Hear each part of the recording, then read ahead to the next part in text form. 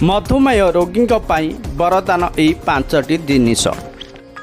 आजिर जीवन शैली और खराब खाद्य अभ्यास जो मधुमेह एक साधारण समस्या पलटि। यही रोग समय आपण निज खाद्य प्रति विशेष ध्यान देवा आवश्यक, अन्यथा यही रोग आपण सांघातिक प्रमाणित हो पारे।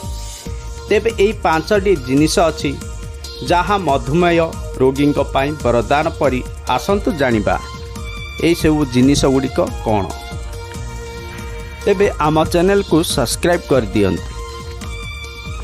एक रिपोर्ट अनुसार गुड़मारी होउची भारतीय उपमहादेशर एक स्वदेशी गछ।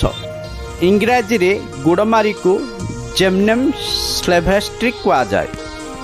मधुमेह ह्रास करिवार गुण गुड़मारी रे मिली थाए। शताब्दी धरी यह आयुर्वेद रे व्यवहृत होई आसुची। अनुसंधान प्रमाणित होइछि जे गुड़मारी गछ इन्सुलिन कार्य रे उन्नति आनी थाए, जहाँ रक्तर शर्करा ह्रास करिथाए। प्रत्येक रोषेई घरे लवंग उपस्थित, किंतु यह को अनेक रोग रे मध्य व्यवहार करा जाय पारे। लवंग रे थिबा जैविक इन्सुलिन को सक्रिय करिथाए, जहाँ रक्त रे शर्करा स्तर को ह्रास करिथाए। यह को क्षीर किंबा अन्य पानीय सहित मिसाई आपण सेवन करिपारिबे। सदाबहार फूल यही फूल 12 मास फूल। आजिका समय रे अधिकांश लोके मधुमेह रोग रे शिकार हेउछंती। पाग बदलिबा हेतु ज्वर, ठंडा, खास, संक्रमण भली रोग भी लागी रही। एमिति रे रोगीर इम्यूनिटी पावर बा रोग प्रतिरोधक क्षमता भी दुर्बल हो जाइଥାଏ।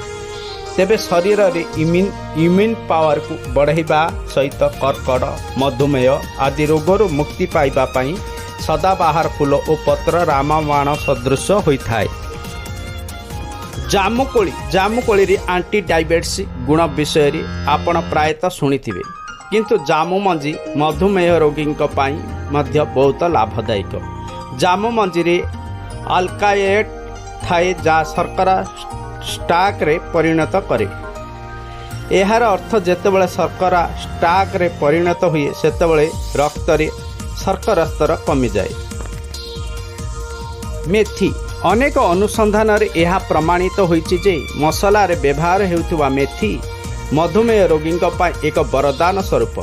मेथी रे एंटी डायबिटीज गुण रही, जहाँ रक्त रे शर्करा ह्रास करिथाए।